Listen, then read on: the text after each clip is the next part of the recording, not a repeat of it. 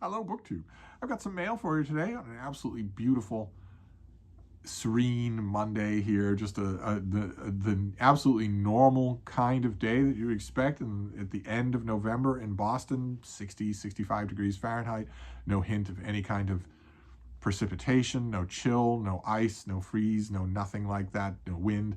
Just a completely mild late spring day. Shirt sleeves. If you're walking around, it's gonna be too hot for you to wear anything other than just your shirt. But nice and pleasant. Exactly what traditionally. I mean, you could look at Carrier knives from 200 years ago. This is traditionally what late November is like in Boston. I don't know what anyone's worried about. We did indeed get rain last night. I know I was saying forever and ever. I was doing blob watch on my sexy Steve streams forever and ever, saying there's a gigantic blob that looks like it's coming this way, but there's no rain in the actual forecast. But it did rain. I was propped up on the bed reading. The bean was curled up tight next to me, sound asleep, and suddenly I heard the little pebbly sound of rain hitting the window pane, and that kept up for a while. I got a whole rain barrel full of water out of that. But today, no, absolutely gone, and lovely. An absolutely lovely day. So I want to show you a few things that I got. We've got 2 packages and some periodicals, and one of the packages is a big box. My surly houseboy said when he was bringing it up that it's quite heavy, and that's, I think, predictable. I'm hoping that it's predictable. I'm expecting a set of books from a publisher, and if they send it, it will be quite heavy, and I kind of want them to send it, so I'm hoping that's what it is. But first, the periodicals. We have GQ, Men of the Year, with this tobacco addict on the cover. No idea. No, I guess he's Jacob Elordi. I have no idea who that is, but he's got a fancy way with a scarf. I think this picture, I mean, it's inept. I'm now learning that the big square glossy magazines, whether it's GQ or Esquire or Vanity Fair, I'm now learning that their photography is simply going to be inept. It's not going to be an artistic taste. It's just going to be poorly done. It's going to be so that if someone had ability and were there in the studio when the person is selecting through the negatives, they would say, why are you picking that? No, that is a self-evidently bad idea. You're losing the whole point of the picture. I'm pretty sure the whole point of this picture is that he has a scarf on and nothing else. But you'd have to study it to know that, so what difference does it make? What difference does it make anyway? There'll probably be 1 or 2 good pieces in there. In GQ, there almost always are. You have to get through the fluff and the $45,000 wristwatches. Last issue had an ad for a $45,000 wristwatch. Once you get past that to the back of the magazine, there's usually something good there. Then I got The Nation, Married to the Mob. All well and good. The Nation's writers say that. The news, mainstream media repeats it, et cetera, but they don't believe it. They don't believe it. They don't think it is the mob. Or much less that they're going to be beholden to the mob, that the mob is going to run their lives in a year. But I subscribed to the Nation at the behest of David Murphy, I believe, and I haven't regretted it. And then the New Yorker, we have a Chris Ware cover for the New Yorker. This is the November 27th issue. There's the family around the Thanksgiving table, but they're not talking and they're not belching. They're all taking pictures. It's kind of neat. Let's take a look here and see if there's anything interesting, literarily speaking. I will read it from cover to cover anyway. But what are the Rachel Sim reviews My Name is Barbara. I am going to review that too. She's reviewing it now. Its pub date is the 5th of December. I'm going to wait. Thomas Mallon has a piece about nostalgia. Jessica Winter about procreation in a burning world. Okay, so it looks like the big thing is going to be Rachel Sim reviewing My Name is Barbara. That goes on for like 3 pages. But there's also a piece in here under Life and Letters by Leslie Jameson called Ghost, Writer, The Process of Finishing a Departed Friend's Novel. That could be really interesting. The New Yorker always is, though. It's never complete out of an issue. Now we'll go to the packages. We'll go to first the little package and then the box. I think if the box is what I think it is, it's going to make me squeal. So let's see what the normal package is first here. Okay, I think I requested this thing. What are you? You are coming out on the 5th. All of the December books are coming out on the 5th. This is by Amy Schiller, and it's called The Price of Humanity, How Philanthropy Went Wrong and How to Fix It. Philanthropy brought us the Statue of Liberty. via the first crowdfunding campaign. It must mean some other Statue of Liberty. Philanthropy funds gardens, hospitals, museums. Lately, though, philanthropy is tied to scandal after scandal, from Sam Bankman-Fried's fraud to Jeffrey Epstein's reputation laundering. You're not going to think of philanthropy when you think of either one of those two people. I guess I see the point, though. Can the good of philanthropy outweigh its connections to inequality and injustice? Okay, a journalist, academic. Okay, that explains why this is so head up its ass. And philanthropist Amy Schiller's book offers courageous critiques and concrete solutions to this complex issue. What is the complex issue? You have named two people who used a tiny amount of philanthropy as a reputation laundering gesture for their enormous iniquities. Most philanthropists, if you are one, you know this, most philanthropists don't do that. Most philanthropists, 99% of them aren't like that. Is this going to be full of straw men? Straw con men? I don't know. Informed by decades of experience and robust research. Okay, sure. The author punctures both the smugness of the haves and the pessimism of the have-nots. From the restoration of Notre Dame Cathedral to the bikes LeBron James gives the children of Akron, Schiller proposes a new vision for philanthropy that lives up to its meaning, quote, love of humanity, and celebrates the qualities that make us human. Okay, all right. Well, is the author under the impression that it was philanthropy that rebuilt the burnt Cathedral of Notre Dame? Is the author under the impression that there was no government money? Maybe she is. I don't know. This is the 5th of December. I don't remember requesting it, but I'm glad to have it. I love the subject quite a bit. I don't know about the examples that come up in that pub sheet, but quite a bit of the most eye-opening and beautiful things, eternally beautiful things in Boston were, in fact, raised by philanthropy. So we'll see. I didn't know that it was a particularly vexed subject. But then we have the box, big, heavy box, and I have a feeling that I know what this is. And let me rip it apart here.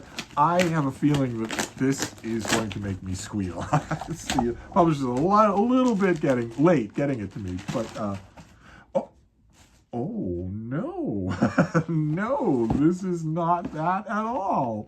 Oh my, all right.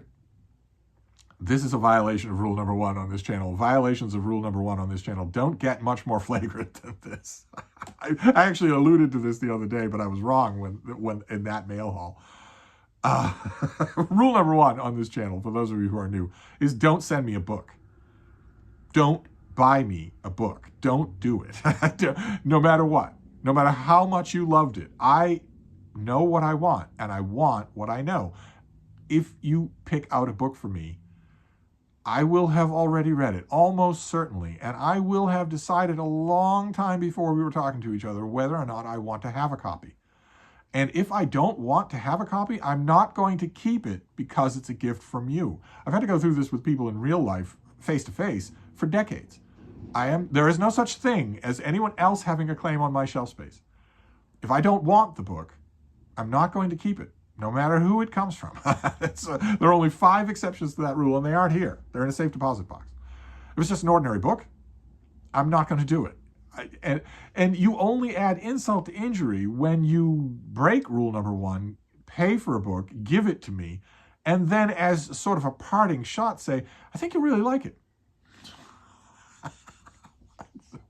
When I have done, roughly speaking, 150,000 times the amount of reading in my life that you have done. 150,000 times. Not 150,000 more books. 150,000 times your greatest number. And the parting shot is, I think you'll like it. So I made rule number 1 very clear on this channel for quite some time. Don't send me a book. If you want to give me a book, if you want me to get bookish pleasure, as opposed to, and here I'm not speaking to you because there's only good intentions here, but I've known it in the past that sometimes people will give me a book not because they want me to enjoy bookish pleasure, but because they want to control. They want a little bit of control. That horrible, I'm sure you know people who give presents of any kind in the wrong way. They give it as a way of keeping tabs on it. That's anathema to me, and I make that very clear to people. I make it very clear. It has to be a little bit rude, but I make it very clear to people that if you do that, you're wasting your money. I am not going to keep it for even a single week if I don't want it.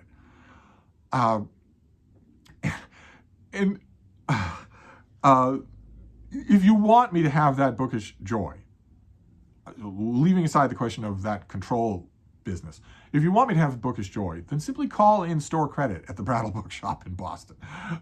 Don't call the Brattle Theater in Cambridge. Call the Brattle Bookshop in Boston. Just call them up and say, I'd like to give Steve some store credit. Almost certainly you will not need to identify me any more than that. They're familiar with it. They're accustomed to it. And that way, I will not only use that credit to get exactly what I want, but you'll get a mail haul out of it.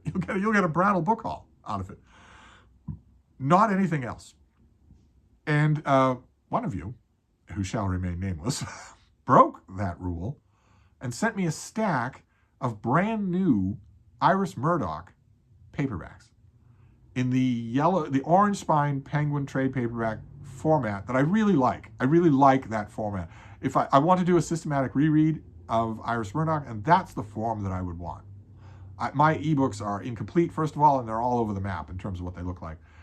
And I was under the impression when this person did that they just found a big tranche of these things at their local charity shop or whatever, a once-in-a-lifetime find, that they'd heard me mention that I wanted to revisit Iris Murdoch and thought, well, here's the way to do it. This is too good to pass up, even though he has rule number 1. But then later, I found out that what this person was doing is shopping for these things online, on the secondhand market, online, in order to turn them around and send them to me, which is an unbelievably flagrant violation of rule number 1, worse than sending me a book, because you're shopping for a book for me and then sending it to me. And I took this person to task about that in an astonished email and was told essentially, oh, hush, you, which really doesn't comport with the awe-inspiring majesty of this channel. I was basically told, now, your videos have given me so much pleasure, don't know how, but your videos have given me so much pleasure, and I'm going to do this. So just hush. And that person has struck again. Oh my, look at this. Oh, good Lord. All right, well, we're going to go through here because this is just the nicest thing. This is just amazing. Good Lord. I must now have every Iris Murdoch. I must. And all in this beautiful livery. This is so good. So this is what I'm talking about. These with the marble, most of them have this marble detailing and the orange spine there. This is under the net. We have an accidental man. I just read Nuns and Soldiers by Iris Murdoch, and it blew me away. I loved it. Absolutely loved it. Even though I'm a little bit late to the party, because it was the book before that of hers that won the Booker, The Sea, which didn't ever. I liked it, sure, but it didn't ever do what this did for me. Then we have The Green Knight. Look at that. Just lovely. We have The Sandcastle, again with this marbled line there, and the author's portrait on the back there. Very nice. We have The Red and the Green, a story of terrible beauty and glorious death. I must have every Iris Murdoch now. Here is The Bell, her wise and witty and compulsive novel. Just wonderful. We have The Time of the Angels, a novel about a priest who hates God. See, they all have this, the line right there, and the marble detailing on the front and the back, and the orange spine there. Just fantastic. We have The Sacred and Profane Love Machine. I have a copy of this, but this is new. This is like it was just made. My copy is not anywhere near this nice. We have Jackson's Dilemma in a trade paperback here with the orange spine. We have The Italian Girl, a dazzling tale of love for mother. You're going to love your mother, you should put some clothes on. Which is what me sainted Ma would say. Little sun fading on the spine there, but perfectly fine by me. We have Henry and Cato. What does this one say? An absorbing novel about fear, faith, and the power and paradox of love. Fantastic. Notice the marble strips are sometimes of different covers. We have A Severed Head, a novel about the frightfulness and ruthlessness of being in love. So these descriptions on the front here are intentionally vague.